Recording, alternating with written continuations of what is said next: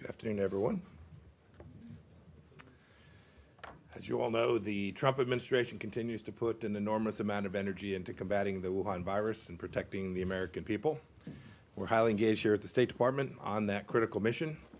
I'll talk about that a bit and happy to take some questions as well about what we're doing here at the State Department. That being said, I wanted to come out here today to note the State Department remains fully engaged across a broad range of matters, even as we tackle this global pandemic. No nation gives so much to defend life, liberty, and the pursuit of happiness more than we do here in the United States, and we're doing that work all over the world. That work continues. That's what I wanted to share with you today. Let's start with one of our most important topics, terrorism. Today, the Department of State is announcing our intent to designate Amir Mohammed Saeed Abdulrahman al-Mawala, a specially designated global terrorist. He was previously active in al-Qaeda in Iraq and is known for torturing innocent Yazidi religious minorities. He was named the leader of ISIS after we killed Abu Bakr al-Baghdadi last year. We've destroyed the caliphate, and we remain committed to ISIS's enduring defeat, no matter who they designate as their leader. Continuing on designations and our leadership in trying to staunch the flow of terror groups, the Department of State is today also sanctioning 9 entities based in South Africa, in Hong Kong, and in China, as well as 3 Iranian individuals, all for knowingly engaging in significant transactions for the purchase, acquisition, sale, transport, or marketing of petrochemical products from Iran, the world's largest leading state sponsor of terror. This action includes the designation of Iran's Armed Forces Social Security Investment Company and its director for using their resources to invest in sanctioned entities. I'd also like to mention today that in response to Iran regime's unacceptable nuclear escalations, the Department of Commerce is adding 5 Iranian nuclear scientists to the entities list. These 5 individuals were involved in Iran's pre-2004 nuclear weapons program, known as the Ahmad program, and continue to be employed by the regime to this day. After work on the Ahmad plan was stopped, Iran continued to preserve its Ahmad-era records and its cadre of nuclear weapons scientists, including these individuals. Many unanswered questions remain about Iran's undisclosed past nuclear-related activities. These new listings today by the Department of Commerce reaffirm the importance of demanding a full and honest accountability and accounting from Iran of its past nuclear weapons-related activities. I also want to call attention to the Iranian regime's misinformation campaign surrounding the origination of the Wuhan virus. Instead of focusing on the needs of the Iranian people and accepting genuine offers of support, senior Iranians lied about the Wuhan virus outbreak for weeks. The Iranian leadership is trying to avoid responsibility for their grossly incompetent and deadly governments. Sadly, the Iranian people have been suffering these kinds of lies for 41 years. They know the truth. The Wuhan virus is a killer, and the Iranian regime is an accomplice. We're trying to help. We continue to offer assistance to Iran in numerous ways, and we will continue to do so. We have an open humanitarian channel to facilitate legitimate transactions, even while ensuring our maximum pressure campaign denies terrorists money. We are assisting the IAEA, nuclear watchdog, their inspectors, who are trying to ensure that Iran continues to comply with the Nuclear Non-Proliferation Treaty. We've allocated $1 million through the IAEA to provide member states that requested support with coronavirus test kits and training. And in the spirit of humanitarian gestures, the United States also continues to call on Iran to immediately release all wrongfully detained Americans being held inside of that country. We will continue to hold the regime responsible for its terror, and we will continue to assist the Iranian people. On to Syria, our efforts to help the Syrian people. Earlier today, the United States designated the Assad regime's Minister of Defense, Lieutenant General Ali Abdul Ayoub, for perpetuating the violence and the disastrous humanitarian crisis inside of Syria. His deliberate actions since December of 2019 have prevented a ceasefire from taking hold inside of Syria. The obstruction resulted in the displacement of almost 1 million people in dire need of humanitarian aid in the midst of a cold winter in Idlib. The Assad regime's forces, backed by Russia and Iranian-supported forces, have been responsible for the continued bombardments that destroyed schools and hospitals and killed civilians, including medical professionals and first responders who were risking their lives to save others inside of Syria. We continue to call for an immediate end to the slaughter and a political solution to the Syria conflict.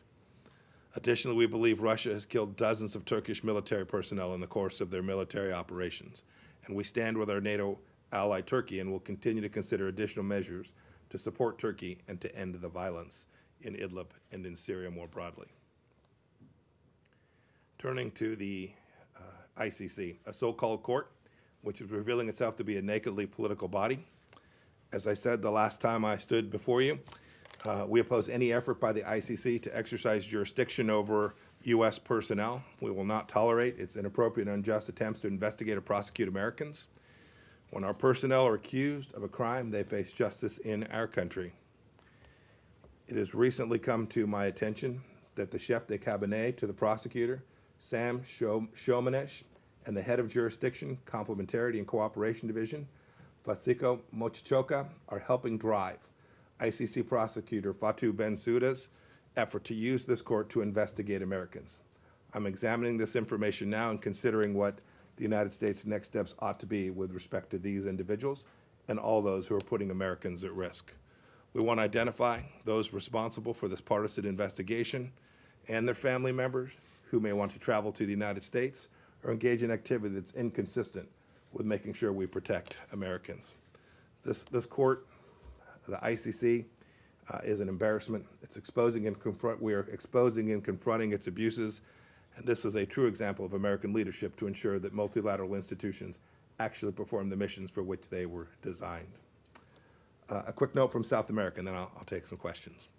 The United States is closely monitoring the tabulation of votes in Guyana, the election took place back on March 2nd. We joined the OAS, the Commonwealth, EU, CARICOM, and other democratic partners in calling for an accurate count. We commend CARICOM's role in seeking a swift democratic resolution, and it's important to note that the individuals who seek to benefit from electoral fraud and form illegitimate governments, regimes, will be subject to a variety of serious consequences from the United States. With that, I'm happy to take questions. Hey, Mr. Secretary. Hello. I was wondering if you could give us a more specific sense on how coronavirus has affected the State Department, how many employees have been tested positive, quarantined, or teleworking. And then separately, a note that went out yesterday from the State Department saying that China is spreading information about the origins of coronavirus. In light of that, do you believe that China's containment has been as successful as officials there say, and do you believe that China is honestly reporting its infection numbers? So with respect to the State Department, we're taking activities that have two objectives. First is to maintain our capability to deliver American diplomacy. We'll never sacrifice that capability. And second, we want to protect our workforce so that they can continue to do that. We've taken many measures. We've issued, I think it's now some 15 guidelines. We've limited travel. You've seen the work that we've done here. We'll continue to do that. We'll continue to take care of our team. We'll act in a way that's consistent with the CDC's guidelines. And the professional medical staff that works here at the State Department, who, by the way, has performed unbelievably. The work that our medical team has done, the work that we did to get Americans out of Wuhan, the work that we've done on these cruise ships to protect American lives is in the finest tradition of American diplomacy. It's truly some of the most amazing things I've seen State Department officers do during my time here as Secretary. I'm so proud of the way the team has performed there. And we have an obligation, therefore, to make sure and take care of them and all of our team, and we'll continue to do that. Your question about China, look, the disinformation campaign that they are waging is designed to shift responsibility. Now's not the time for recrimination. Now's the time to solve this global pandemic and work to take down risks to Americans and people all across the world. My team just got off the phone with our ambassador in Italy. The remarkable work our team's doing there to help the Italian people would make every American proud. We're doing this all across the world. There will come a day when we will go evaluate how the entire world responded. We know this much. We know that the first government to be aware of the Wuhan virus was the Chinese government. That imposes a special responsibility to raise the flag, to say, we have a problem, this is different and unique and presents risk. And it took an awful long time for the world to become aware of this risk that was sitting there, residing inside of China. We'll do the after action when the time is right. Every nation has a responsibility to share all of their data, all of their information in as timely and accurate fashion as they have the ability to do, not only because it's the right thing to do, because that's how you save lives for your own people as well. The Chinese Communist Party had a responsibility to do this not only for Americans and Italians and South Koreans and Iranians who are now suffering, but for their own people as well. How's- Oh, I was just gonna, how do you think their response is now, currently? We're all working to solve the problem. Thanks. Mr. Secretary, I was wondering, first of all, how you're feeling. I feel great. And Not as good when I'm here with y'all, but the rest of the day I've been feeling fantastic. I'll try not to be offended, sir. I love you just as much as you love me. I do. I'm going to ask my questions now. I'm seriously, I'd like to follow up on my colleague's question and ask if anyone in this building or in the diplomatic corps overseas has tested positive for the virus, what you're doing for those employees. And then at our embassies overseas, are we ramping up medical facilities? What is the plan to treat Americans in those countries since a lot of the flights have been canceled, the borders are closed? Are they getting sent testing kits? How is any of that working? And then I also have an Afghanistan question, but I can wait. So I don't want to spend too much time talking about the intricacies of what the State Department's doing. It is a rapidly evolving situation. I stay as current as I can on what our support team is doing for our team. State Department officials and every American should know we're going to do everything we can to take care of our team. We've had a couple of employees, you can count them on one hand, who have positive tests. We've handled those exactly the way we're asking every American to respond to those wherever they find themselves in the world. And I'm mindful too, as we work to make sure that we're protecting our team, the State Department team, we have a responsibility to try and help American citizens wherever they are as well. So it's not just about our officers serving in these distant places, protecting themselves and our team, but making sure we're doing the right thing by the American people. You see our travel advisories as they go out, trying to make sure they're in step with the latest data sets we have in each, not only in each country, but in every province, county, township. So we're articulating them properly so that Americans make good decisions about whether they should or should not travel. We see in the guidance, it says, boy, if you don't have to go someplace, one ought not to. That's Mike's words, not the CDC's. American people should go read the actual guidance. But we're all being mindful that this is a time that every American has a responsibility to do the right thing for themselves, for their family, for those around them, and for the community writ large. We'll do that for our State Department officers too. We'll do our best to make sure the State Department team, both here in Washington and around the world, is as safe as we can possibly make them, while we still recognize we've got a mission to accomplish as well. John? I mean, Francesco, sorry. Thank you, Mr. Secretary. You mentioned prisoners in Iran. A UK citizen was just temporarily released for 2 weeks, but Siamak Namazi, lawyer, said that he was denied medical follow.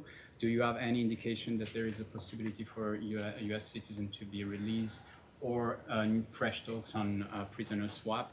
And do you have a US own assessment on the death toll in Iran, as some exiled organizations mentioned more than 5,000 deaths? And just, if I may, China has just announced that they will get the press card from several American journalists in the next 2 weeks. Do you have any reaction to that? So as for Iran, that's an excellent question. I don't talk about our efforts to get Americans home, what we're actually doing, but the family members of those that are being held, and frankly, that's for all Americans that are being wrongfully detained, should know we're working on this every day. We're aware of what Iran has been doing with some of the prisoners, given the outbreak of the Wuhan virus there. We're aware that they are thinking about whether to release them or not. Everyone should know that we're working it. We are communicating with them. We are urging them, as we have done publicly many times, to release every American that is being wrongfully held there as a humanitarian gesture, given the risk that is posed to them, given what's taking place inside of Iran. We use, for purposes of how many people have been impacted in Iran, we use the data set that is the global data set. It's a big number. It's a real concern. I spoke with the head of the World Health Organization just this morning, Dr. Tedros, where we talked expressly about Iran and how America might be able to help. We made a commitment to do everything we can to provide them with all that America can deliver for Iran. I hope they'll accept that offer.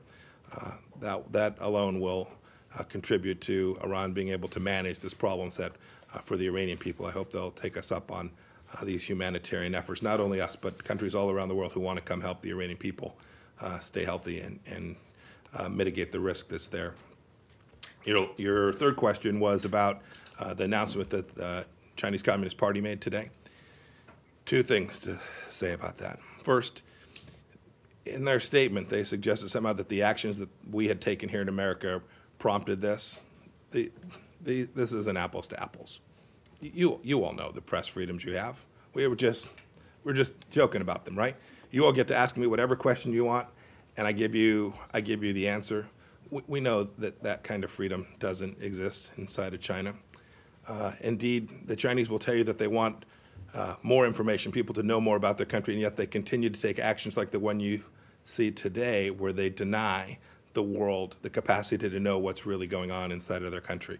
The individuals that we identified a few weeks back were not media that were acting here freely. They were part of Chinese propaganda outlets. We'd identified these as foreign missions under American law. These aren't apples to apples in any respect, and I regret China's decision today to further foreclose the world's ability to conduct the free press operations that, frankly, would be really good for the Chinese people. Really good for the Chinese people in these incredibly challenging global times where more information, more transparency are what will save lives. This is unfortunate. We just saw it. I hope they'll reconsider. I'm sorry, sir. Great. Thank you all.